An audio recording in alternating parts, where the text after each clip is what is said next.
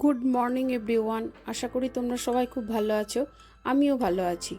এখন রাত্রিবেলায়, আমি আগের দিনে রাত্রিবেলা এটা তখন সন্ধ্যাবেলায় সবাই চপ খেতে চাইলো বলে চপ বানিয়েছিলাম, তো বাড়িতেই বানালাম। আর দেখ, এটা আমার রাতের ডিনারে আমি চপ বানিয়েছিলাম, তাই চপ মুড়িটাই পছন্দ করি, ডিনারে ওটাই নিয়েছিলাম। তো তার সাথে একটু চা নিয়েছিলাম। এটা নেক্সট দিন মর্নিং। এখন আমি আমার ডিটক্স ওয়াটারটা নিয়ে সকালটা শুরু করছি। হ্যাঁ, তো এবার আমি আমার গুছিয়ে রাখা কাজগুলো গুছিয়ে নেব। এটা আগের দিনে রাখা বাসনগুলো ভাবলাম একটু গুছিয়ে সেলফে রেখে দিই, তাহলে কাউন্টারটা ফাঁকাও হয়ে যায়, ভালোও হয়, সুবিধাও হয়।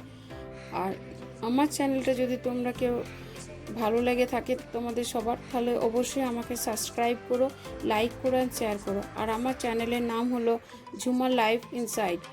তো এটা চিকেন বানাচ্ছি পরের দিনে সকালবেলায়।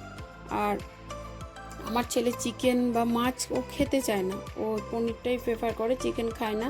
তাই ওর জন্য পনিরটা ভেজে রেখেছি, আর মশলাটা একসাথেই কষিয়ে নিয়েছিলাম, ওর জন্য মশলাটা পাশে তুলে রেখেছি।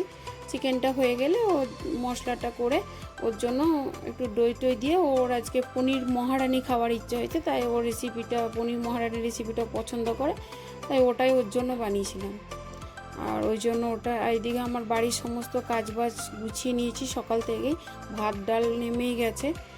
আর আমি নিজে একাই সমস্ত করি, সেই সকালে সমস্ত কাজ হয়ে গেছে। যাক, তোমাদেরকে একবার মেনুটা দেখিয়ে দিই। ভাত, বেগুন ভাজা, পনির আর চিকেন, বাস এইটুকুই ছিল, আর বেশি কিছু করিনি। আর অনেকগুলো কাঁচা আম একসাথে এনেছিল, তাই সেটা আচার বানিয়ে রেখে দিয়েছি, মিষ্টি আচার, সেটাই ভাতের সঙ্গে একটু নেব।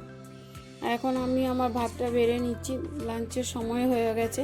তো এটা আমি বানাচ্ছিলাম একটা শর্ট বানানোর জন্য, এভাবে থালাটা সাজিয়েছিলাম আমার, তাই এটাই তোমাদেরকে দেখিয়ে দিলাম একবার।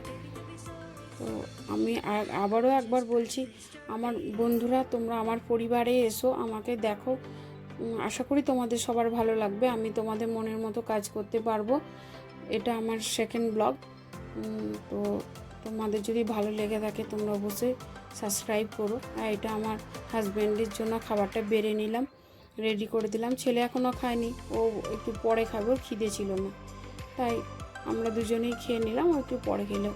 তারপর বিকেলের দিকে একটু বাজারে গেছিলাম, আমার একটা ড্রেস কেনা হয়েছিল, সেটা খুব বড় হচ্ছিল, সেটাকেই চেঞ্জ করার জন্য বেশি গেছিলাম। এবার আসার পথে ভাবলাম একটু তোমাদের জন্য, বাজারে যে পরিমাণে ভিড়, গাড়ি চলছে না, সেটাই তোমাদেরকে দেখলাম, একটু তোমাদের জন্য ক্লিপসটা নিয়েই নিই, তো তাই নিয়েছি। তো এইটুকুই, আবার দেখা হচ্ছে নেক্সট ব্লগে।